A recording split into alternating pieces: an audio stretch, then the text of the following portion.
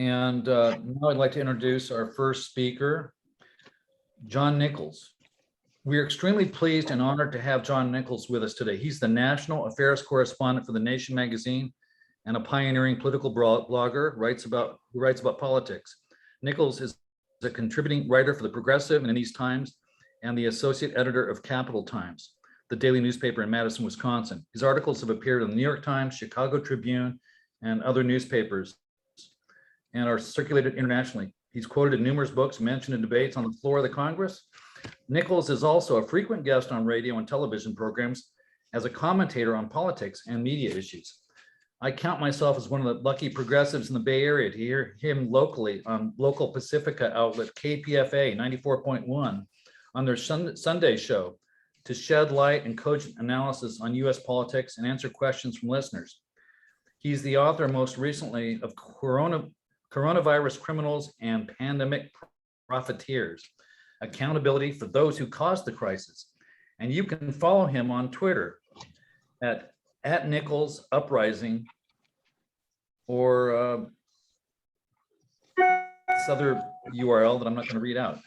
I count myself as doubly lucky today to have him here with us via Zoom to lay out the current US political landscape and tell us what our options are for progressive political activism before the midterm elections that could serve to slow down or stop fascism and promote democracy. John Nichols. Thank you, Art. It's an honor to be with you, and it's an honor to be with the great Panthers, a group that now for the better part of 50 years has been really at the forefront of fighting for economic and social and racial justice and bringing a much deeper and often better analysis to the fight than a lot of groups that get more recognition. So thank you for having me. I'm honored to be on with Noah and Tamara and Paco, representing groups that are just doing tremendous work. I have intersected often with the work of all the groups that they represent, and you couldn't have picked a better group of people to talk to you about the activism that has to come out of the work that we'll be talking about today. As you suggested, Art, I'll give a little bit of a perspective on the circumstance that we're in, and hopefully try to push the discussion beyond the narrow zone that an awfully lot of our media and frankly a lot of our political elites keep us in. And I'll say it bluntly that our media and our political elites tend to want us to believe that the threat of fascism is some kind of extension from Donald Trump. There is no question in my mind that Donald Trump is a racist, a xenophobe, and someone with a deep inclination toward fascism. But before Donald Trump came along, this country faced the threat of fascism, and that threat was growing. In fact, Trump in many ways was and is a manifestation of that threat. And that threat is made real, not just by the Republican Party, but frankly by a Democratic Party that too frequently fails to respond to the very obvious dangers, the very obvious threats that exist. And so to put it in perspective, I'll go back for just a moment to a place in history. And it was the subject of a book I wrote a couple of years ago, The Fight for the Soul of the Democratic Party. And it was really a story of Henry Wallace, Franklin Roosevelt's second vice president. And Henry Wallace in 1943, as vice president of the United States during World War II, learned that there had been a race riot in Detroit, Michigan. And the term race riot was always a loaded term because what really happened in Detroit was an attack on Black workers who had come into work in the defense industries. And this attack was waged by whites, and particularly by whites in authority positions, including white police officers and white National Guard members and others. And in Detroit, more than 40 people were killed during this riot. It was reasonably big news at the time, although in the midst of World War II, it wasn't the biggest news that it perhaps should have been. It was one of a number of such riots that occurred because at the start of World War II, Franklin Roosevelt had ordered the integration of defense industries. And so you had Black and Latinx workers coming into these industries, other Asian American workers as well. And there was a lot of resistance to that. Much of that resistance stirred up by groups such as the Ku Klux Klan, which was operating not just in the South, but in the North as well. And Henry Wallace, as the Vice President of the United States, didn't look away from this circumstance. He decided to go to it. He flew to Detroit. He asked that left-wing unions organize a meeting at which more than 20,000 workers showed up. It was an integrated crowd. And he said very bluntly that people who accepted racism and xenophobia in the United States were similar to, in many ways, the same as the people we were fighting against in Europe. And he made a connection between racism in the United States and fascism in Europe. This caused a huge controversy at the time. Wallace was called out immediately by the New York Times editorial board and by many liberal commentators who said that that was just inappropriate, that that was going too far to make that comparison. Wallace was asked to write, as the Vice President of the United States, an essay for the New York Times on fascism and on what he described as the danger of American fascism. And I will just read the first paragraph here. I wouldn't begin to suggest that I can do it justice. I do recommend that people read The Danger of American Fascism by Henry Wallace. But in the first paragraph, he wrote, "A fascist is one of those whose lust for money or power is combined with such an intensity of intolerance toward those of other races, parties, classes, religions, cultures, regions, or nations as to make him ruthless in his use of deceit or violence to attain his ends. The supreme god of a fascist, to which his ends are directed, may be money or power, may be a race or a class, may be a military clique or an economic group, or may be a culture, religion, or a political party." And then he goes on to say, and this is the important thing, that fascism in the United States will not necessarily look like fascism in Germany or fascism in Italy or fascism in other places. There would be, Wallace said in 1944, a uniquely American form of fascism. And it would be linked closely to Wall Street, corporate power, and the dominance of not just our economic life, but our political life by moneyed elites. Now, I would venture to suggest that in addition to being visionary on a host of other issues, Henry Wallace was visionary on that issue. The point that he sought to make there was that when we have a narrow definition of fascism, one that is easy to kind of put it in a box and see it as something that's distant and far away, we make a terrible mistake because we miss the reality of how fascism can and will grow in the United States. And Wallace was shunted aside by the Democratic Party. He was removed from the ticket in 1944 for being too radical, and particularly for arguing that the Democratic Party should reject segregation and racism, and also the Democratic Party should be far more aggressive in supporting the rights of women. And so we see this intersection here. Somebody talking about economic rights, somebody also talking about racial justice, about gender, at a time when many of the most powerful people in the country refused to do so and refused to embrace that discussion. Wallace was ultimately forced to the edges of American politics, dismissed by his own Democratic Party, dismissed by much of the media. And yet, if we look at what he said in 1944, we realize that he was proposing an analysis, a critique that remains incredibly appropriate and powerful today. Look at the circumstance where we are in. 1/1000th of 1% of Americans, a tiny, minuscule percentage of Americans controls massive amounts of our wealth. In fact, the wealthiest, well under 1% of Americans control more wealth than 90% of Americans on the other side of that equation.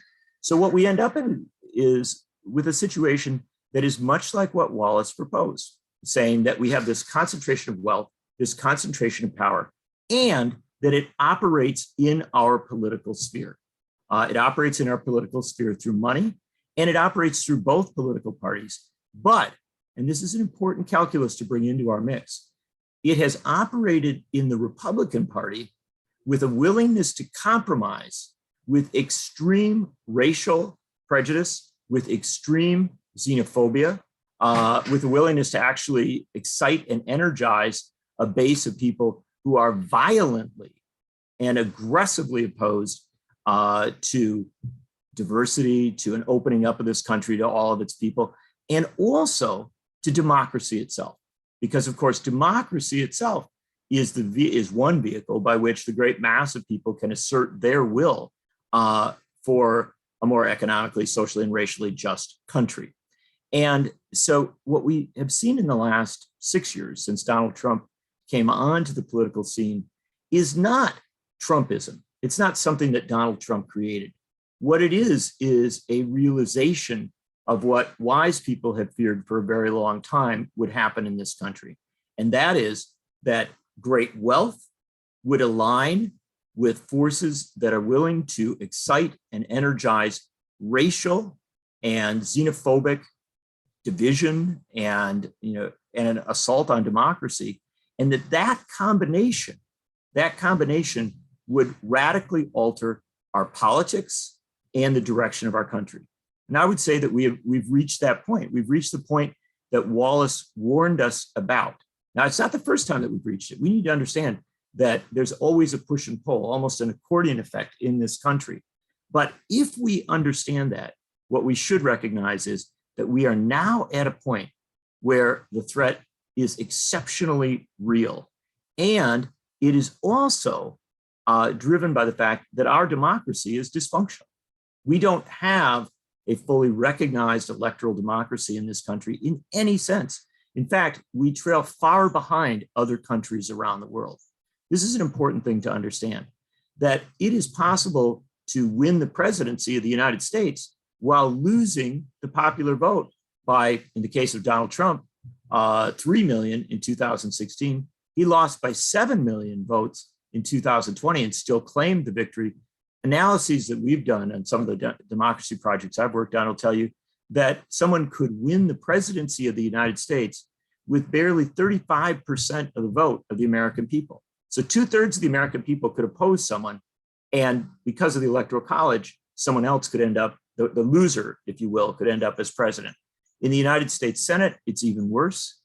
We have a circumstance where a tiny portion of the country's population is able to guide the direction of our Senate on a host of issues, and frankly, to render it powerless and dysfunctional, even when you have a Democratic president and a Democratic Congress. And so our democracy is not working. And then you layer on that a Supreme Court that is in every sense anti-democratic, and that is using its power immediately to take away the right of women to have control, and people of all peoples who might become pregnant to have control over their bodies.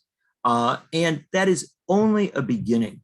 This court was placed in its position of power with the goal of radically expanding extreme right-wing agenda that does take away the rights of great masses of America. And I would, as I circle around as some kind of close here, let me suggest to you that watching the court is important, because it's from this court that we will see some of the most dramatic moves to diminish and undermine the rights of Americans, and frankly, to assault some of the basic premises of what we would think of as a functional society.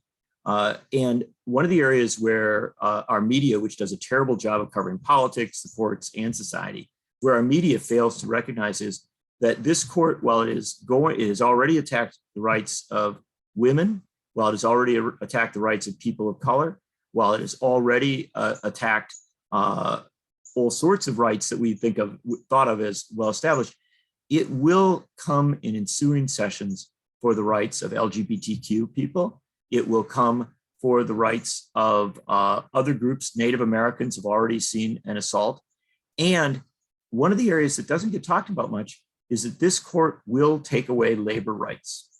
There is simply no question that Samuel Alito, the driving force on the decision on abortion rights, his twin obsessions have been taking away a woman's right to choose and taking away the rights of labor unions to function, and that is to dramatically diminish their ability to collectively bargain and organize in the workplace. There is simply no question that the court will in short order come for labor rights. And so what we see is a situation where we have all of the pieces in place for a country where the rights, not of the minorities, but of the majority of Americans, of the vast majority of Americans, are diminished, undermined, deconstructed, attacked by a small minority.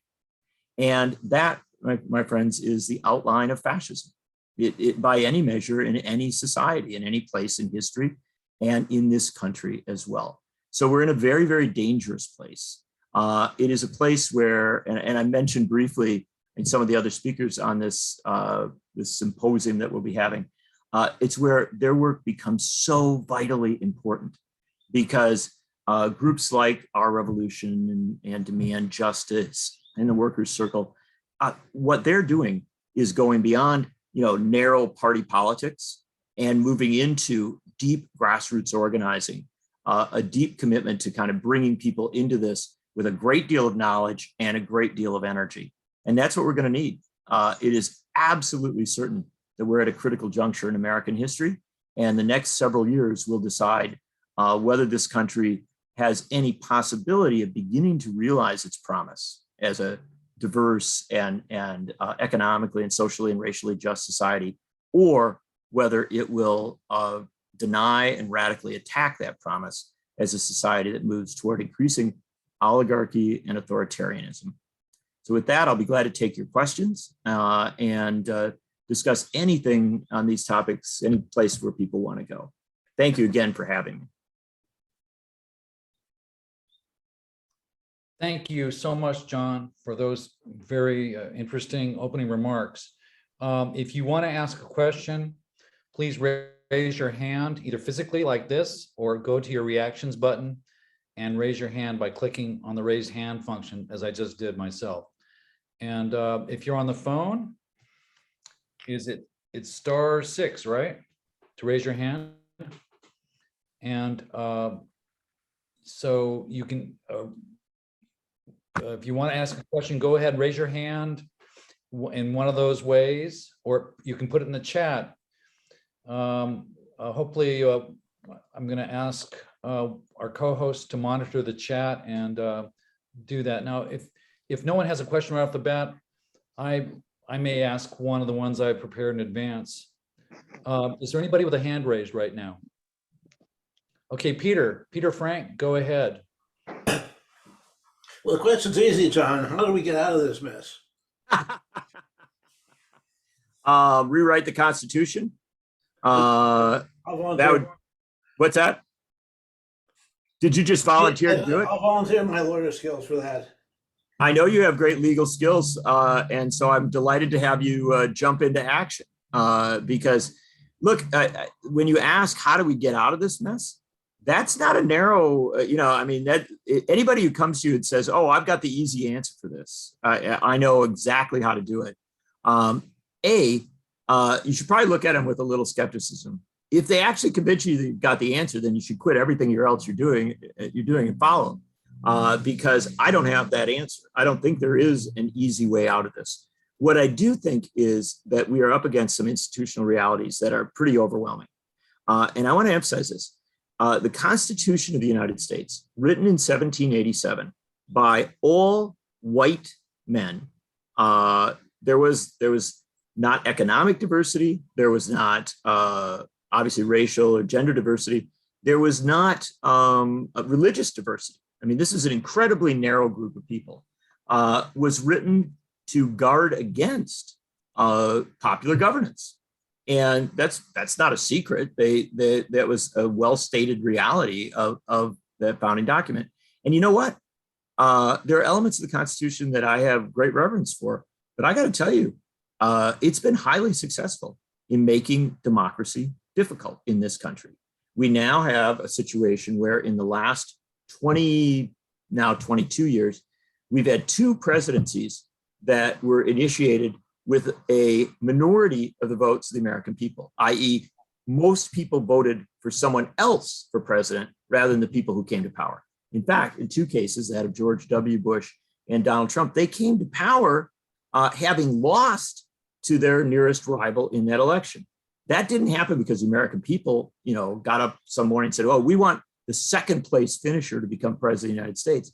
That happened because we have an electoral college that was designed to prevent the winner of elections from becoming president of the United States if a minority of people living in small states didn't want that. Similarly, the United States Senate, look, it's just astounding at this point, having gone through the pandemic, which is not over, having gone through all the challenges that we face in this country, that we have a United States Senate that simply does not act on reform of policing, that simply does not act on extension of labor rights, that simply does not act on codifying the right to choose, that simply does not act on simple, basic foreign policy issues like ending U.S. support for the war in Yemen. You go down the list, and we have massive dysfunction, and we have to ask ourselves, well, who does that dysfunction benefit? Well, it benefits the extremely wealthy and the extremely powerful, who under this system are getting wealthier and more powerful. So you're up against that. You're up against institutional barriers and a group of people who actually benefit from the current system. And they happen to be the people with most of the money in this country. And so the way to get out of it, I think, is, and again, I'm going to defer to some of the wise organizers who are on board, but one of the things that I believe very strongly is that we do have to take both electoral and non-electoral politics seriously. In the area of electoral politics, this year, it becomes absolutely vital to make sure that Republicans who supported the insurrection, and that was a coup attempt, and who are aligned with Donald Trump, do not come into control of the Congress of the United States. If they do, Joe Biden will be the lamest lame duck in American history. He will not be able to function in any way.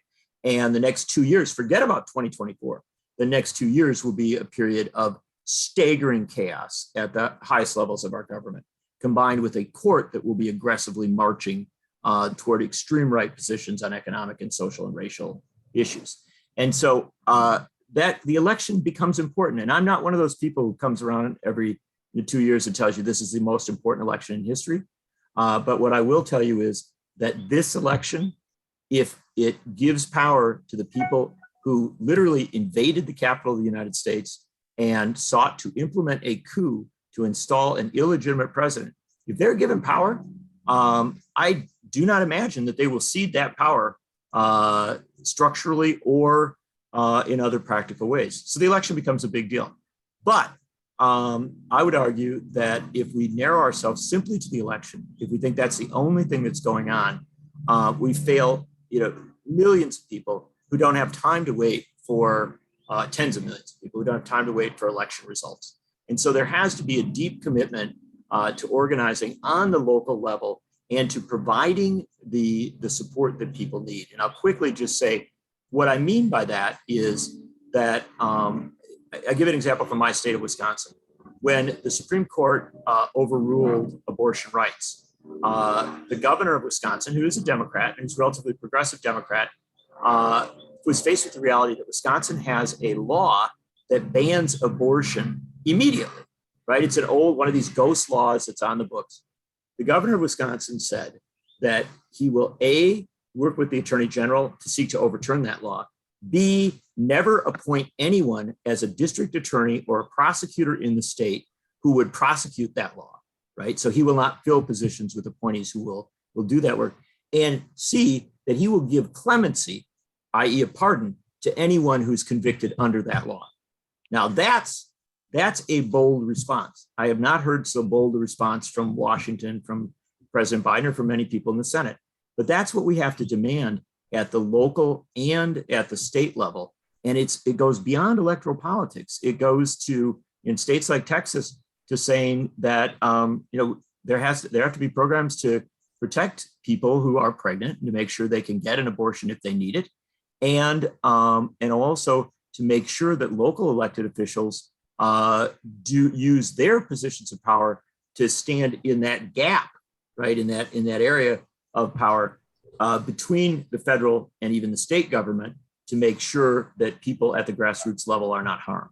That's a lot of work. It's a lot of intervention. But what it does mean, and Peter, I'll just say this at the simplest level, what it does mean is if you're supporting groups, if you're supporting organizations, yeah, it's fine to give a campaign contribution to some candidate someplace, but also remember to support these grassroots groups that are doing the direct work of protecting workers and people in all sorts of circumstances at the local level. That combination is going to become essential in this time.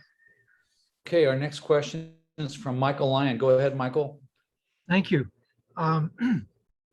If you consider that blacks can be shot with impunity by cops, or families can be broken up by government as though it were back to the slave days and the auction blocks, I don't think you can say that we have a democracy. I don't think you can say that we ever had a democracy. And I think we have too much emphasis on democracy and defending democracy and restoring democracy and our democracy. I think if we think that we're living under democracy, we're going to fail to see that we're living under a dictatorship. And if we fail to see that we're living under a dictatorship, we will not have a clue about how to fight the approach to fascism, let alone fascism itself. In the 30s in Germany, the communists had a large voting strength. And some communists made the mistake of saying that Hitler would make such a fool of himself that the communists would come in afterwards. And in Chile, the trade unions, they repeatedly warned Allende that there was a coup coming and that the trade unions were arming themselves. And Allende said, "No, I'm the duly elected president of Chile. I'm in charge." Michael, would you put this in the form of a question for John? Okay, how do you think that elections or electoral politics are going to stave off capitalism, stave off fascism, which is really a phase of communism, given our present situation? Well, thanks for the good history, Michael, and the important history. And in many senses, the answer to Peter's question is the answer to that question. And I think that I'll restate it perhaps with a bit of an exclamation mark, and that is that electoral politics matters. I'm not going to suggest for a second that we should dismiss it. It matters immensely in this cycle. And we should recognize that that there are many stages that a country goes through before it gets to fascism, before it gets to clear authoritarian rule. And one of those stages is the handing off of positions of power to those who are overtly racist, who are overtly xenophobic, who are overtly anti-worker. And I think in 2022, you face the real threat that the House and the Senate could come under control of people who have shown their pure disdain for what limited democracy we have. You understand that there are more than 140 members of the House who voted after the January 6th insurrection to sustain the objections that Trump had listed. There were also members of the Senate who joined them in doing so. So we have a huge number of people in positions of power right now who are exceptionally comfortable with a deconstruction, again, of what democracy we have. So that's important. And I wouldn't suggest for a second that people shouldn't focus on the elections in November as a very, very important test. However, what I also say is that, and that was the point of my opening remarks, obviously, we have been in a very long struggle around these issues, and things have largely gone the wrong direction as regards economics. We've had tremendous progress in this country. I mean, huge progress driven by grassroots movements and by people's movements on a host of issues. The fact of the matter is the civil rights movement, the gay rights movement, women's movement, a host of movements in the 50s, 60s, and 70s achieved tremendous progress. But we achieved very little progress in the area of economics. And now we see the economically very powerful with so much control over our electoral democracy, using that position to install people on the courts and in positions of power in Congress to deconstruct the progress that we've made in areas of social and racial justice. And so when we start to link this all up, we see ourselves in a very, very dangerous place. And so while electoral politics matters, I think we have to have a renewal of the people's movements that we had that look beyond political parties. And remember, one of the things that I always emphasize, and I've written a great deal about this, was that the civil rights campaigners of the 1950s were pretty resolute in not being members of political parties, or at least not being loyal to a particular political party. And one of the stories that I write about in The Fight for the Soul of the Democratic Party was that of Adam Clayton Powell, who was a Democrat. He was the most prominent Black elected official in the United States in the 1950s. And in 1956, because the Democratic Party had so many segregationists in positions of power in Congress, he announced that he was supporting the Republican, Dwight Eisenhower, for president. He campaigned across the country for Dwight Eisenhower because he said Eisenhower was more committed to civil rights than the Democratic Party was. And when Eisenhower was elected and reelected in 56, Eisenhower actually moved a minimal civil rights bill, first one since the Civil War. He also appointed to the U.S. Supreme Court the folks who would become critical players on advancing a lot of what were considered to be the Warren Court decisions. And so what you see was there was this inside-outside strategy. I'm not suggesting today that people are going to look at the Republican Party and say, wow, this Republican Party, I could work with it on some issues. That would be naive and I think somewhat absurd. But that idea that you should be beyond the narrow politics of one party, that is a really vital aspect of how you do activism, at least in my view. And that activism can take so many forms. It can be direct action, helping people who are in need right now. And one of the great contributions that I think a new generation of activists has brought is a commitment to direct action, to saying, we see people who are hurting, we are going to help them immediately. And we're going to step into the void that government has created. And so supporting groups that are doing direct action matters. Supporting groups that have local strategies and local focuses, I think that matters tremendously. And we ought to, I know we're talking to people primarily in the San Francisco Bay Area here today. And San Francisco Bay Area has plenty of fights on the ground there. So I'm not going to tell you to, look away from your immediate struggles where you're at. But people in the Bay Area can also support folks across this country who are in really rough situations. I mean, the fact of the matter is that there are people on the ground in Texas and in Mississippi and in Alabama and frankly in upper Midwestern states, the states of the interior West, who are up against incredible threats to everything from their bodily autonomy to their right to organize, to their right to love who they want to love. And so, again, as people look to engage, don't merely engage, don't merely engage with a fundraising letter from some candidate someplace. Look up and find the groups, some of whom will talk to you today, that are doing real grassroots work around the country, and give them support. Because the fact of the matter is that that's how you respond immediately. And if I can close off with just one more message as regards Michael's good question, good thoughts. It is always important to be alert to the progress, or the whatever the opposite word for progress is, the devolution toward fascism. It is one of the biggest dangers is to be the equivalent of the frog in water that, as the heat slowly turned up, the frog doesn't jump out. As the evidence of authoritarianism, of an extreme oligarchy, of fascism itself becomes more pronounced, as we see more and more evidence of it in our society, we should talk about it. We should write about it.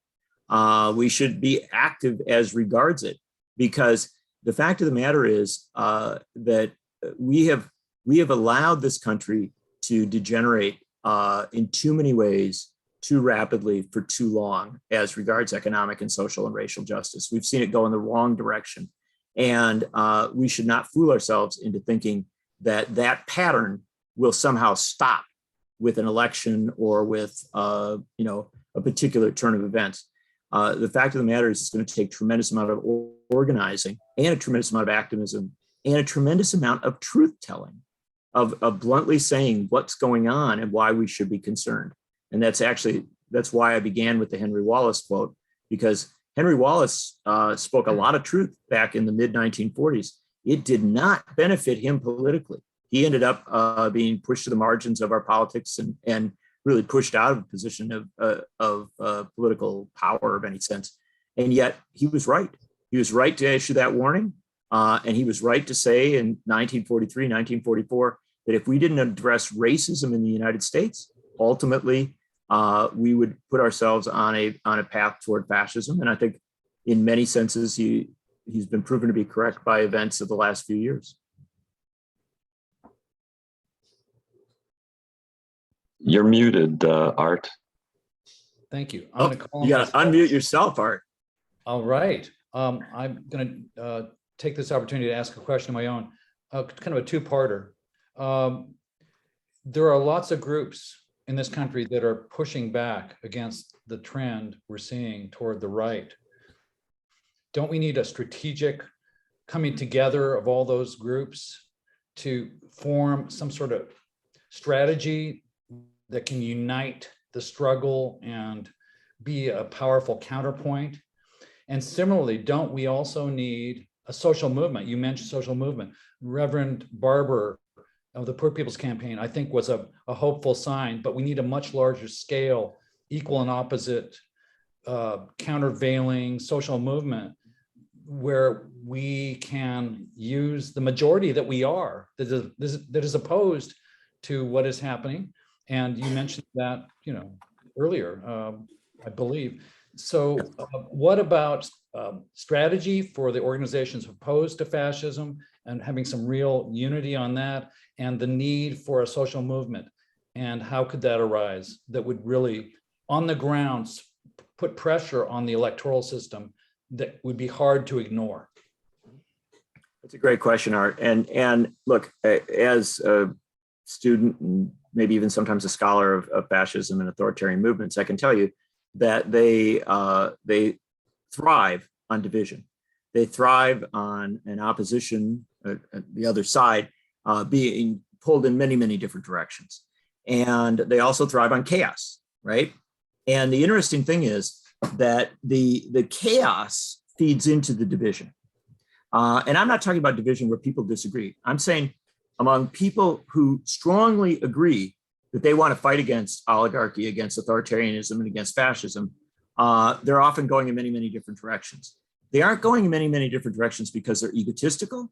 They aren't doing it because they are self-absorbed or because they're unawares or naive.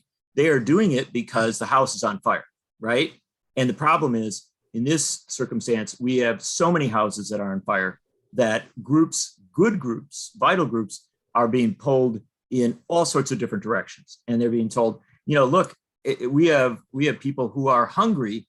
We've got to address that. And it's absolutely true.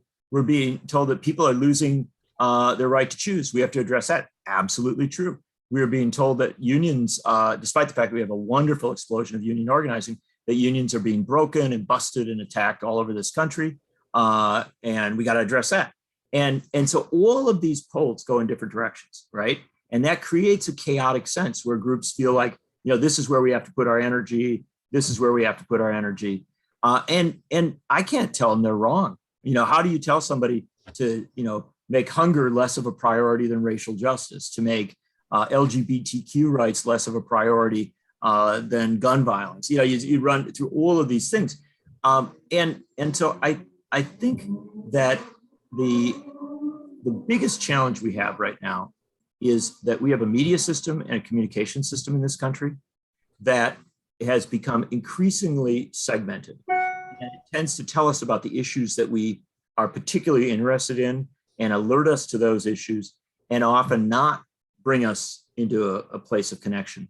So when you ask, what do we need? We need, above all, ways to communicate with one another across different lines, through different groups, so that people who are working on LGBTQ rights, or who are working on abortion rights, who are working on worker rights, who are working on gun control, who are working on foreign policy issues and anti-war and anti-genocide issues. You take all these things, and we need ways for them to communicate and trust one another, right? To hear about issues and to connect. And so I do think it is incredibly important to support those media outlets, and they are limited, but they do exist, especially some in the Bay Area, independent, not-for-profit media that actually does try to communicate across these lines and give people both a place to speak and also ways to be heard. Diane has several questions in the chat, and I think I just finished on that them. But she has a third question that she's asking about calling for a third-party candidate for president in 24. What's your view on this? I think that people who want third-party candidates tend to be too respectful of the Democratic Party. And I don't have that respect. And so as a result, I'm for whatever vehicle you can advance a left or a progressive. Stop now, please. Thanks. I'm sorry, John. We have come to the end of our time. Okay. Peter Frank had his hand raised. Peter, can you make a 30-second question or comment, and then an answer can come some other way? I want to support the direction of Art's comment that we need some unity and some coming together. All we have to think about is that Hitler came to power in part because of Henry Ford's money, but beyond that, because the socialists and the communists refused to work together in Germany in that period. And John, you point out terrific stuff, but I don't think it rises to the moment. Something more unified and stronger needs to develop, or we're not going to win. Well, let me close off quickly and not take anyone else's time and say that I agree with you. I think we need much more than what we have right now. I don't think there's any question of that. But I will tell you that we don't have the infrastructure in place. We don't begin to have the infrastructure in place to answer the crisis right now. And so what we need to do is to develop the models for communication so we can actually connect with one another and then pull together the groups into something that is real. I wish that we had a multi-party democracy and had a political party and a political grouping that went beyond party politics to get us to where we need to be. We're not there right now. And so as a result, if we're smart, we look to the groups that you're about to hear from and look at the work that they're doing, and also look at the genius that many of them have already shown for making connections that go across lines of partisan politics and grassroots organizing. And that's really where we've got to go. But if I can give one last pitch, it would be support independent, not-for-profit media that gives a platform to the folks that are working on these issues so that people can hear about it and connect it in intersectional ways that I don't see happening enough at this point. And thank you for all of your brilliant questions. I'm going to stick around and listen to what everybody else has to say. Great. And there'll be another opportunity for Q&A after the next three speakers. I'm going to dispense with our 2-minute break I had planned because we run over. And we're going to start now to hear our three presenters on ways we can all get active on this issue. The first speaker will be Paco Fabian, who's the Campaign and Communications Director of Our Revolution. I'll just give a quick intro. He has a lot of experience, only hit the highlights. He's the Campaign and Communications Director of Our Revolution. Paco served as the Communications Director of Change to Win Labor Federation and was a communications consultant for the National Council of La Raza, now Unidos US. He has a MA in International Relations, Political Theory in the University of Westminster in London, and received his BA in Political Science from University of Arizona. Paco, I carved up your intro, but want to give you more time. Thank you. No, thank you, Art, for the introduction. It's not a problem. I think I sent you something that was way too long, but I appreciate it. And thanks to John for his words earlier. I'm Paco Fabian, and I do comms and campaigns work here at Our Revolution. For folks that don't know, Our Revolution is an organization that was started by Bernie Sanders in 2016 after his first run for president. We've been around since with a 4-point plan that includes electing progressives to office, all levels of office, from dog catcher to president, fighting on our issues, things like Medicare for All, Green New Deal, and the one I'm going to talk about in just a second, transforming the party. That is the Democratic Party, transforming it from the inside. I heard some folks talking about third party earlier. So I'd be remiss if I didn't mention that our job is to make the Democratic Party more small d democratic, and to grow groups all over the country, right? We currently have 300 groups all over the country. Shout out to any of you in the San Francisco Bay Area that are part of the San Francisco Berniecrats, our affiliate in the San Francisco area. So we're discussing fascism and what to do about it. And at Our Revolution, we've been watching very closely the January 6th hearings, seeing evidence that's coming out of those hearings. But look, the truth is, Congress can't really do anything but investigate what's going on with January 6th and can't hold anybody accountable. Right? The Department of Justice should be able to do so, but unfortunately, I think last night there was a leaked memo from the DOJ basically stating that Merrick Garland is not going to do anything until after the midterm election, right? He's not going to take any action to hold anybody accountable. So that leaves it to us, right? And us being Our Revolution, Free Speech for People, which is our partner organization in this campaign, and you guys, right? We're running a campaign that we're calling the 14.3 campaign. I know it sounds a little weird, but 14.3 refers to Section 3 of the 14th Amendment of the United States Constitution, which we were talking about earlier, which basically states nobody that's been involved in an insurrection that had previously taken an oath of office is allowed to run for any sort of office, period, end of story, right?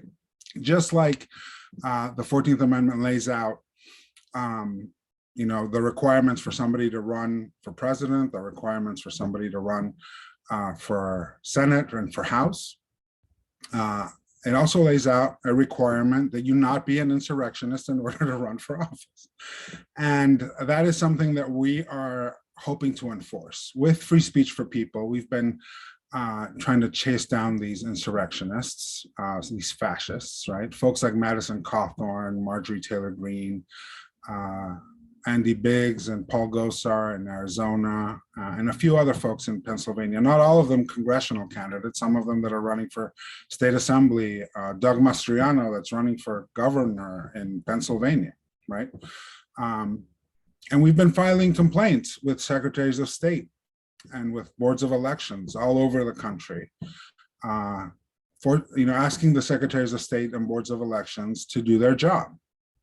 And that's right, John wrote a piece on this a few months ago. It's a great piece. You guys should take a read on it. And so, our movement, we were able to put, like nobody else has, Marjorie Taylor Greene in court, right? She had to actually answer questions under oath in Georgia when we challenged her candidacy for a re-election. We tried to do the same thing in Arizona. The state Supreme Court there kind of knocked us out. Not surprising, right? It's a very conservative court. And we did the same with Madison Cawthorn. He, fortunately or unfortunately, depending how you look at it, right? Fortunately for most of us, he lost re-election. Unfortunately, we weren't able to knock him off the ballot, but it doesn't matter. He's not going to be in Congress. And so, look, that's what we're up to, right? We want to get folks to enforce Section 3 of the 14th Amendment. Like I mentioned, Congress doesn't have the prosecutorial power to do it. The DOJ has basically, in a leaked memo, said that they're not going to take any action on this. And so it's up to us. And so what we're doing currently is asking folks all over the country to get in touch with their secretaries of state and have them really enforce, and do their job and fulfill their responsibilities under Section 3 of the 14th Amendment. I'm putting right now this link in the chat. And this one's directed to the Secretary of State in California, which is where you guys are at, right? This is Secretary of State Finley, I believe. who, if you guys can sign this petition, would be great. I know Art has had conversations with Hal Ginsberg, one of our organizers around this, right? Asking her to basically, take a look at this. And we're not just looking at the midterm elections here, we're also looking at 2024, right? With all the evidence that's being uncovered in the January 6th hearings. And that's one thing they're very useful for, right? Is laying out the case. Even if Congress doesn't have the prosecutorial power to do anything about it, they can investigate, and they've been doing that, and it's been great. But the secretaries of state all over the country have the ability to also ban people that have engaged in insurrection from being on the ballot. And so please sign this petition to the California Secretary of State. It's Shirley Weber. I'm sorry, not Finley. Shirley Weber's her name, and ask her to enforce this. Again, there's no insurrectionists in California that are currently running for office that I'm aware of, but you might know some folks that were involved. So in California, we're really looking at 2024, and we're really looking at one person in particular, and that's Donald Trump, right? If we're talking about fascism and ending it, there's no better way to make sure that those folks don't take power than with making sure that he cannot run for office ever again. Not for dog catcher, not for state senate, not for anything, because he's a threat to our democracy and he incited an insurrection. And so that's what we're working on with our folks, or with our partners of Free Speech for People. I encourage you guys to sign that petition, and welcome to answer any questions that you guys have about this. Let me just preempt the fact that I am not a lawyer. So if you get too deep in the weeds, I might not be able to answer your question, but I can certainly take down your email and talk to our legal team if you guys have any legal questions that I'm not able to answer. Thank you, Paco. I would suggest people put questions in the chat and also wait for our other two presenters, and then we'll have a 15-minute Q&A. Our next speaker is Tamara Brummer. She's an organizer and strategist for Demand Justice and their senior advisor and director of national outreach and engagement. She has years of experience rooted in a vision of real economic justice and is focused on broadening outreach and deepening relationships across organizations and movements. Prior to Demand Justice, Tamara has worked across the labor movement and building and growing membership and power for working people across the country. At the AFL-CIO, she led community engagement across the Northeast region, building coalitions across labor and community to organize real change in our cities for working people. Tamara, go ahead. You have 7 minutes. Awesome. Thank you all for having me. It's really been a pleasure to listen in.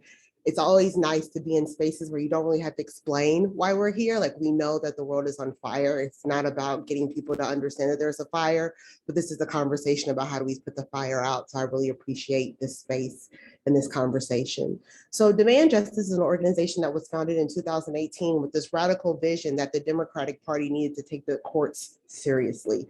The GOP and Republicans have spent the past 50 years building the apparatus and the machine to take over the courts. From the lower courts to the Supreme Court, the Republican parties has been able to create their legislative body through our federal judiciary. We're seeing more and more now. We've just seen this past Supreme Court term, they've overturned so many things that we thought were things that we have fought for, things that we have died for, things that we have absolutely believed as a society are things that we needed and believed in, but the Supreme Court has told us otherwise. And so at Demand Justice, we are a singular focused organization. We are about bringing the federal judiciary back to the people. And so for us, one of our major pillars of our work is that we need to expand the court to 4 seats. And when we talk about court expansion in this moment, we think about this as being triage. As we know that we're gonna pass a lot of great bills, we're gonna vote. The midterm election might not be a bloodbath as some think, but no matter what we do, this same Supreme Court is going to be in place. So we can pass WEPA, we can pass, we can codify so many things. We can codify same-sex marriage, we can codify Roe v. Wade, we can codify so much, but this Supreme Court is positioned to dismantle every single thing we've worked for. And so for us to demand justice is really about sounding the alarm for that our friends on the left, that a Democratic Party in particular, really start taking the courts seriously. Mitch McConnell and Donald Trump were able to put in 200 justices into lifetime positions on the court. So we talk a lot about the Supreme Court, but the lower courts, we know that there are ideologues that are in these lifetime positions, 35-year-olds who've never had a day in court, but they believe in the Mitch McConnell path to democracy, and so they get to be judges. And we have been fighting to get Democrats to understand that we also need to have good people on the courts as well. So not just corporate attorneys or former prosecutors or folks like that, but we also need civil rights attorneys, labor attorneys, environmental justice attorneys, all that good stuff. A part of our work at Demand Justice in this moment is really building a grassroots movement around court expansion. They've said in the past that Republicans were able to really whip out votes around the courts and Democrats not so much, but we're seeing now more and more that Democrats are paying attention to the Supreme Court, they're paying attention to the lower courts, and that there are members of Congress need to know that we're paying attention. And so for that, what we've been doing is having lobby visits across the country with Congress folks, asking them to sign on to the Judiciary Act that would add 4 seats to the Supreme Court. And just a little bit about that, oftentimes when people say, well, we're adding seats to the Supreme Court, like, can we do that? It doesn't take a constitutional amendment. It just takes an act of Congress. The forefathers, one thing that they got right was that they would leave it up to the people to decide the formation of the court. The other thing is that we've changed the formation of the Supreme Court 6 times in our country. The last time it was changed unofficially was when Mitch McConnell denied President Obama the vacant seat in the Supreme Court. And so we had an open vacancy for 1.5 years almost in the Supreme Court. But the last time it really happened was when President Lincoln decided during the Civil War that he could not have Southern sympathizers, Confederate sympathizers on his Supreme Court so that he could pass the legislation needed to secure the nation and keep the nation whole. I argue that we're in the same position now. The Supreme Court is a 6'3" hyper-conservative body that has been captured by the Republican Party. They've stolen 2 seats from the American people. And I wouldn't be surprised if they wouldn't steal it again. So we're up against that. And so when we are talking about adding seats to the Supreme Court, we don't think it's this radical, crazy, left-wing idea. This is about saving our democracy. This is triage. This is just one of the many things that we need to do to make sure that our federal judiciary is robust and representative and actually provide equal justice under the law. So in addition to adding 4 seats to the Supreme Court, we also believe that there needs to be a code of ethics for judges. That's why there's we're dealing now with Clarence Thomas and his wife. There's no code of conduct on the Supreme Court. There's no term limits on the Supreme Court. All those things are needed to make the judiciary more robust and more responsive to the people. We also believe that in the lower courts, we need to have more seats, because for most Americans, your case will not make it to the Supreme Court. It will make it through the district and circuit courts, but there's not enough justices down there for people to have their fair day in court. So overall, the judiciary is broken. And we think that the most important thing and most pressing thing that we can do as citizens and as a country is to add 4 seats to the Supreme Court. People say if we do that, Republicans will add more seats. I kind of want to have that fight. We need to be in the position not to always say we're not going to do something because what will the Republicans do? The Republicans are going to do what they're going to do regardless. Mitch McConnell has told us straight up, he told us this earlier this year, that if that Democrats lose the House and the Senate, President Biden will not get another judicial nominee through. That's the clock we're up against. And we're also pushing right now for, just so folks know, that we're really pushing the Senate judiciary to accelerate the number of judicial nomination hearings that they have so that we don't have so many vacancies by the end of the year. We're on track now to have 90 vacancies at the end of December if we do not accelerate the number of confirmation hearings that they hold. And so ultimately, Demand Justice is really pushing for Democrats to take the court seriously. And the only way that we can really do that is folks like you all can have meetings with your congressional representatives. So I have a link too. If folks would like to sign up, we have a team of organizers who are ready to talk to folks, to want to have a meeting with either Nancy Pelosi, who we need on board, as well as Congressman Weiner, excuse me. So I'm going to drop a link right here. And I know I have like probably 30 seconds left. So please sign on the link. I'll be around for more questions, and I've been told now I need to stop now, please. So thanks, y'all.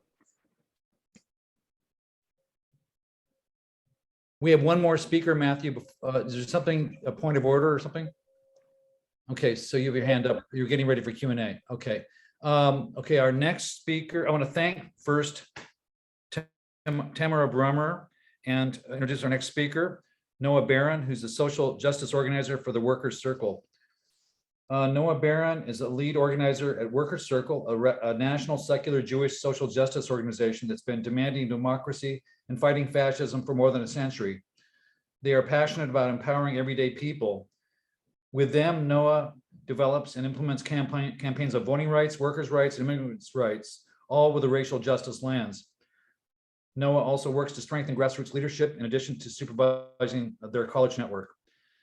Noah's work and writing has been featured in BuzzFeed, Jewish Week, and Lilith Magazine.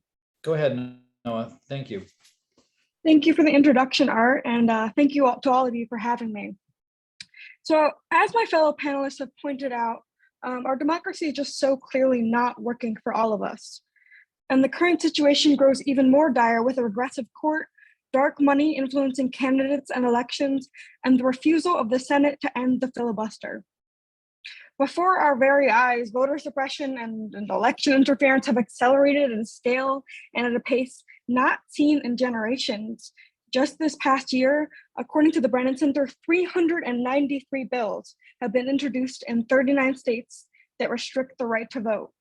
These bills directly target the votes of Black people, Indigenous people, poor people, disabled people, trans people, students, and older people. It's clear that we're in a period of regression, but as John Nichols pointed out, this is not the first time in US history that this has happened. The fight for the soul of our country has been going on for over 300 years. And so at the Workers' Circle, we're learning from history as we gather people for strategic action to fight fascism and demand democracy today. We're studying how Black Americans organized after the Reconstruction during the murderous rise and enforcement of Jim Crow laws.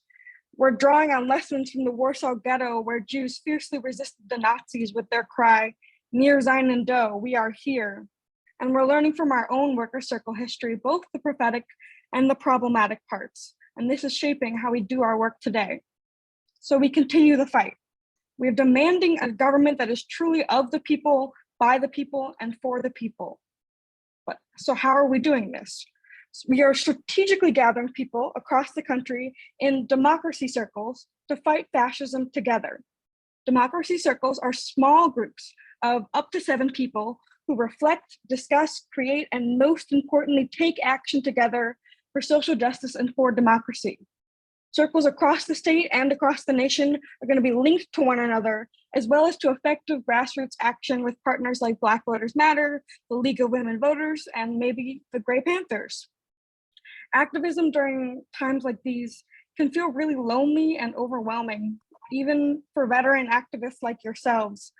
And also there are millions of people on the sidelines who are wondering, where's the best place for me to put my energy? How can I actually help make any change? Democracy circles are a simple, flexible, and impactful answer to these questions with the aim of catalyzing people to collective action. We know that we actually have to build the biggest movement for democracy our country has ever seen. Giving up is just not an option, and democracy circles can be a strategic building block for this movement. So as my colleague Emily shares a link in the chat, I want to emphasize that you actually don't have to be Jewish to participate in these democracy circles or to be a part of any of Workers' Circle activism. We're using Yiddish culture as our touchstone for resisting fascism, accessing the universal through the particular. But we invite all participants to draw upon their own stories of resistance, personal, historical, and cultural. Sharing our stories allows us to celebrate differences and build on common ground. So democracy circles are one way we're demanding democracy and fighting fascism. Let me now turn to some other strategic actions we are taking. Anti-democratic senators have used the filibuster to block the federal voting rights legislation we so desperately need. So the front line of the battle for a fair democracy has shifted. Now the states are where we must counter voter suppression, violence, and election overturn on the ground. Since our activists are all over the country, one of the most effective ways we can be in support is by providing air support for the on-the-ground voter education and mobilization efforts of groups like Black Voters Matter, Mi Familia Vota, the NAACP, and others, which focus on voters of color in historically vote-suppressed states. So we gather every Wednesday night on Zoom from across the country, and we call voters of color in key states at crucial political moments with the Center for Common Ground. Our phone banking connects voters of color with the essential information they need to surmount the barriers put in their place to casting their ballot. So also the third way we can access and do some action together is we're amassing state action teams. These are teams of people we train in some of the basics of making a legislative visit, and then they are on call for just the right moment when key state or federal legislation needs a push. We assemble these members and we brief them on the specifics and help them craft their own stories and commitment into a tight, impactful visit. And then we assist with the setup and the coordination to make it easy.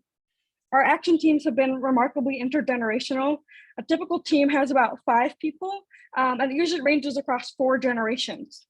Lawmakers have commented with surprise and appreciation on that during visits, which has been nice. But again, you don't have to be Jewish to be a part. We believe that this political moment requires everyone who believes in democratic values to push in the same direction. So that's what we're trying to do. We know that this fight against fascism, the fight for a democracy that will actually work for all of us, it is not going to be an easy road. And we remember the many people who gave their lives for the promise of a truly multiracial, multicultural, and fair democracy. We also know that in the coming weeks and months, more and more is going to be required of us. I'm really glad to be a part of this program today with people who are awake and committed. We know we are stronger when we fight together. Thank you all for fighting alongside me. Thanks, Noah. Well said. Now we're going to have Q&A for all 3 of the presenters who just spoke. And Matthew, unmute yourself and you can be first. Please be brief. We only have 15 minutes or so. Hi, this is for Tamara. It's a comment about justices and appointing additional justices. The question was also raised in chat by Sheila. It kind of presupposes that there'll be integrity among the Republicans, that if we don't do it, they won't. But if they get in power, there's nothing to stop them from adding more justices, regardless of what we do. And so we may end up beating ourselves on the back for not having done it first, and especially between now and possibly January, when they might take over. So that really isn't a valid argument. And I think to answer it, what happened with Garland, you just say, you've left us no choice. We have to do this now because you're not playing by the rules anymore. So if you want to comment on that, thanks. Thank you for that. No, I think you're absolutely right. I think that we see the Supreme Court as being in dire threat. Like it's on fire, right? So adding 4 seats is immediate triage to us, right? And so absolutely, we could say if we waited to see if we don't do something because we're concerned about what the Republican Party might do in response to us doing it, that feels like a very long way for us to not even do what we need to do. It's like it takes the wind out of us unnecessarily. And the other thing that we tell folks is that the reason we have 9 judges now is because that's lays up with the lower court when there's 9 circuit judges. And so we would have the same thing, right? So we extended that to 13. That would give us, it would expand the lower courts as well. So that's the non-political reason. But I know the political tit for tat is the biggest thing that folks say. And what I argue with folks is then that means we need to win, full stop. And we can't win now in the way that this court is structured. We've seen them dismantle the Voting Rights Act. They've taken another case this coming term, which is going to dismantle even more, return it all the way back to the states. We can't afford to allow this current configuration to determine what our future looks like. So thank you for that, Matt. Do we have another person with a question? If not, I'll ask one. I'd like all three of the presenters to talk about the need for, or their willingness of their organizations to join together to form a national coalition to unify the movement against fascism. And thank you. I'm happy to start. Look, I mean, I think we do work with all kinds of different groups all the time, right? We work with a lot of labor unions, and we've done work with Worker Circle on PRO Act and other things, right? We've worked with Demand Justice and Demand Progress and all kinds of other groups around, expanding the court and ending the filibuster.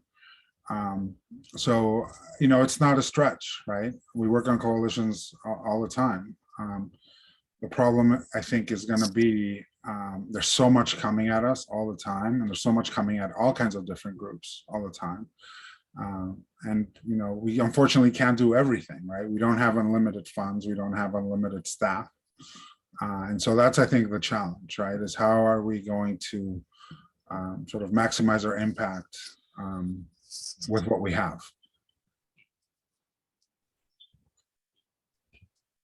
I can speak to this a little bit. The Worker Circle is part of the Declaration for American Democracy, which is actually a coalition of over 220-something, 240 democracy groups. Some of them are 501c3, some of them are 501c4s, and they are all fighting for democracy. Actually, in last, I think it was September and November, with the Declaration for American Democracy, with the League of Women Voters, with Black Voters Matter, with a bunch of other groups, we had dozens of Worker Circle activists get arrested in front of the White House as we were pushing Biden to say that we have to set the filibuster aside for voting rights legislation. The legislation did not pass because senators refused to set the filibuster aside. But the point was all these groups who are fighting at different angles or different ways came together for one purpose. So I think there is precedent, and it is a thing we're trying to do. No, absolutely. We're also a part of that coalition, the Democracy Coalitions, all of us together. And I think that what also is for some of us who are, like, I'm based in Washington, D.C., but we have a national program. So I think what's really important for us is to always hear the amazing things that are happening in the states and on the local level, because D.C. can feel like a bubble, and that we are oftentimes talking to each other in our echo chambers. But it's really good to hear about things that are happening on the ground and finding ways that we as national organizations can support that. Because I think that's something that also the Republican Party has done very well, is to empower their state leaderships and their state legislatures. And so we can do the same, and so how can we be supportive? But absolutely believe that for us, at least at Demand Justice, we know that, for instance, we can't pass the Judiciary Act unless we get rid of the filibuster, and we can't get rid of the filibuster unless we have good voting rights in place so that people can actually vote for the electeds, So we see the connections to all of that and finding ways that we add capacity to the various fights that are happening.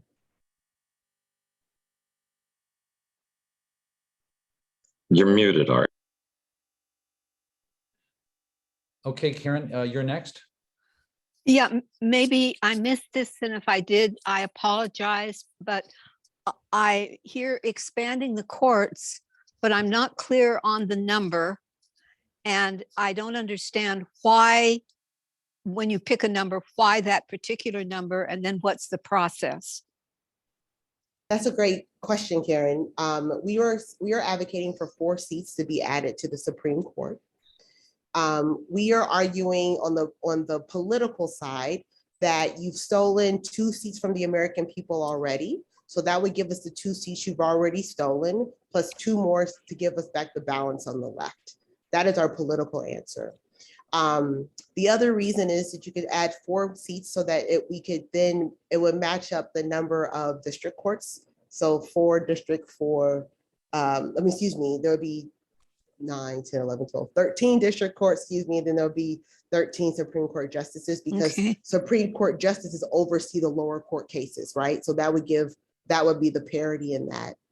The way that we would do this is by passing in the legislation called the Judiciary Act of 2021 that was introduced last April by the House Judiciary Committee led by Representative Hank Johnson, Jerry Nadler.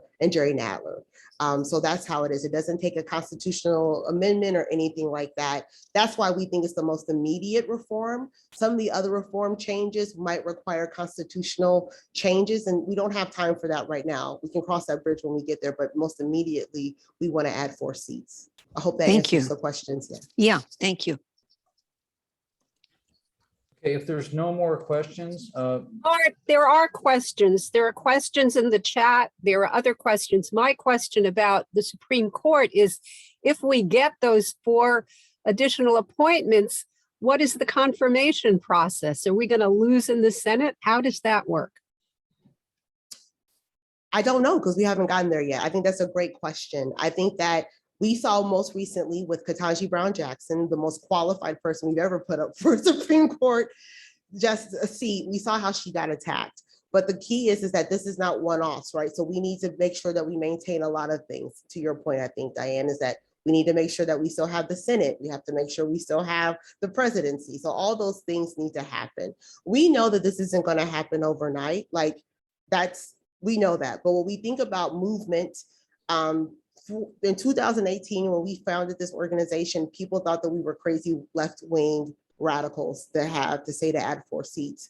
Now in 2022, there's viable legislation with 60 members of Congress signed on to it. We have hundreds of organizations that are signed on to it. So we're building the apparatus to get there. But I think that for us, to your question, I think that that's one of those concerns that we would love to have to deal with when we get there, but it's a great thing to flag. co-hosts, are there any more questions out there? Okay, if and when we have no more questions, I think I'll ask each of our 4 speakers to. Ask one other question, maybe of John Nichols. Sure. Okay. I'm just wondering whether there is any way for elected progressives in Congress, like Bernie, like AOC, Barbara Lee, to appear together with some of the grassroots people who are trying to put this movement, accelerate it, so that we have power. I mean, it has to be a media moment, but I don't know why I haven't seen anything approaching that. I'm going to answer very quickly because I know we're getting to closing statements. Diana, that is a perfect question because the fact of the matter is that those who have positions of prominence should use them to amplify and raise up and give platforms to activist groups around the country. I'll give Bernie Sanders a lot of credit for that. He uses his very extensive network for doing Facebook Live programs to amplify labor rights activists and economic and social justice activists. He just had something on labor history last week that's really good. That was really great. And so Sanders seems to get that quite well. Another person who's really great on it is AOC. And I remember a couple of years ago, she skipped the State of the Union address to be with striking workers at Hunts Point in the Bronx. And so that is an example of what we should be talking about. But the fact that I can point out those 2 examples and not give you a lot more gets to exactly the point. And I think that activists, to the extent that they give money to political figures, to the extent that they support and work for political figures, they should say, my ask back from you is that your service does not end at the door of Congress, that you get out into the community and get out around the country to work with activist groups. Matthew, go ahead. Just one last comment about with regard to Paco's point about there's so many things to adjust. How do we prioritize? I think we need to be aware that the right wing has been very effective at that. They get to the root of the problem. They decided that, we need more Supreme Court justices, and then we'll get everything we want. They decided that, money should be able to flow to candidates so that their wealthy people could contribute to everybody. And so that they got that through. And so we need to get to the root of what the problems are and focus our attention there. And then that would be a way for us to address things. Do those first. And sometimes it's the long haul, to do that. And they realize that, the right wing realized that, and they got their justices in there. But I think that's the way to address priorities. What do you think about that? Look, I think you're absolutely right. Look, John lives in a state that saw this firsthand, right?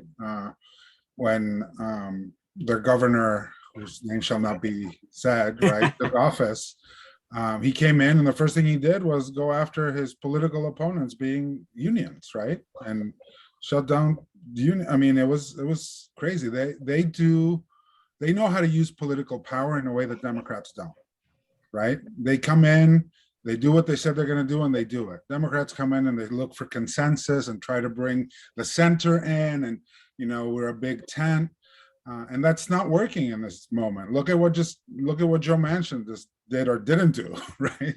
They've been negotiating with him for 6 months, and they can't get a budget resolution passed. A budget resolution, mind you, that's not super progressive. It's got some good stuff in it, but it's not like some sort of out of the left wing of the party concoction, right? It's a Biden, priority budget, and they can't even get that to pass, right?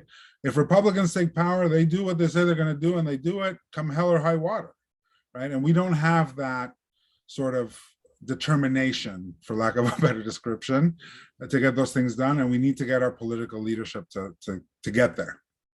Thank you, Paco. Well, I think our last question will be from Carol Crooks, and then I'll have a sum up. Poor People's Campaign is apolitical, but they're working on voter registration. Just comment. Thank you. Are there any more comments or questions? In that case, I would want to thank all the speakers. If anybody has any suggestions for future action or further activism or strategy, feel free to put it in the chat. If anybody wants to continue this discussion, as to, maybe brainstorm what we've learned here and what we can do to further the ideas that have been brought up here, feel free to put that in the chat. Anything you want to mention as an idea for moving forward from here would be welcome. I will, if you want a copy of the recording, put your email address in the chat, and we will send it to you. We want to make this available to other people which I think would be valuable to do. Otherwise, since we have 3 minutes left, how about some final 30 seconds from each speaker on what they feel we have learned or what's a way forward for us. Anybody's free to start. John, do you want to take a stab at a 30-second bit of wisdom? Look, I heard the wisdom from the other three speakers. The action proposals that they made are terrific, and I really encourage people to embrace them. I put some articles on all these things up in the chat. You can take a look at that. The last thing I would say is this. I will strongly emphasize supporting independent, not-for-profit media is essential to this overall project, because people have to know about the groups and about the activism that's going on so that they can participate from it. So we should never separate our activism on particular issues from our media activism. Okay, put your suggestions for media worth supporting in the chat. That's another thing you can do. And who else among the speakers wants to have 30 seconds to sum up or make a final point? I'll go real quickly. First off, thank you all once again. And just everything goes through the courts. All the good organizing that we're doing, all the legislation that we want to pass and we're going to pass We are up against a Donald Trump, Mitch McConnell, federal judiciary from the lower court. So every time we see something that happens in the Fifth Circuit, I'm not a lawyer. I ask people, why is that the court that they go to? Because Republicans put ideologues in that court so that they can pass the things that they want to happen here. So we have to be just as strategic. We have to be just as disciplined as they are. And so as a part of that, that means adding seats to the Supreme Court and playing the board to win. I think I'm tired of being right. I also want to win. So thank you all for being on the winning side and the fighting side. Thank you, Tamara. And how about you, Paco? Got 30 seconds of wisdom for us. Sure. Look, I mean, in all these fights, right, whether it's getting insurrectionists off the ballot or expanding the Supreme Court, it's not, it's going to take all of us, right? I think, our revolution's sort of founder says it best, right? It's not me, it's us. And it's going to take all of us to win all these fights. And I'm looking forward to seeing you guys at the barricades. Okay, Noah, how about some final words from you? Yeah, I'll be quick. We have to prepare ourselves for the long haul in this fight. It's not going to be over overnight. It's been a 300-year fight and we're in it now. And I think part of preparing yourself for the long haul is gathering your people together and knowing who your people are that are your allies and who you can fight with. So I really encourage you to start a democracy circle with us and find your 6 or 4 or 5 other people who are ready to fight for this together. And yeah, thank you all for having me. I want to thank you all, speakers, presenters, and participants for being here today. If you put your email address in the chat, I will send you a link to the recording and the chat, which has a lot of good information in both. So thank you all for being here. And the SF Gray Panthers internal meeting will start next. So if you're an SF Gray Panther member or want to participate in that, feel free to hang in. Otherwise, thank you for being here, and let us know if you want anything from us, whether it's the recording, the chat, or whatever. Okay, thank you all. Thanks, Art. Thank Thanks, you. Art. You're on a tight meeting. Thank you. Thank you. Love you, Art. Take care and be strong. Bye. You too, everybody. Okay, those remaining, I assume you want to be part of the SF Gray Panther meeting, or you're still putting something in the chat. I'd love to, but I have an appointment coming up, so I'll have to hear about it. Thank you. If you want to give me some feedback, I can make it an addition to the chat. I think it was a great meeting. It was one where it didn't feel like there was a lot of wasted time, maybe a little too little time. It raises a lot of issues that may or may not have fully been responded to. So we can talk about those, among ourselves.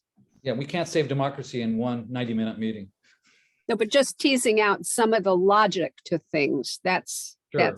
If you want to continue this discussion, I know you and I have talked about that, so maybe we can be the kernel or the nucleus of for something carrying this forward somehow. Yeah, we should think about what it would entail, what we can do, that we're not already doing that might be accomplished by adding on more work. Yeah, we might just need one charismatic leader to lead us, and that would take care of a lot of it. If one steps forward, please let me know. That's right. Okay. All right. See you later. Thank you very much. It was great. Yeah. Thank you. Okay. It was one of the people I reviewed the agenda with suggested that we spend just maybe 5 or 10 minutes just reviewing this meeting before we, among ourselves. If that's okay, we can do that. If not, we can. Also, a board member made some suggestions, and I'll put those in the chat for questions that we can, or issues that we can discuss.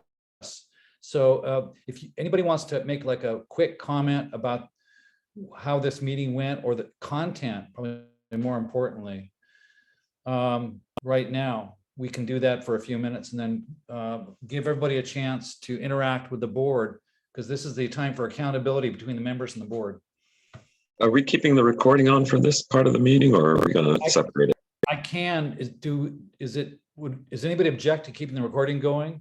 We would have to edit it out for probably. So Michael, you say we should end the recording probably, right?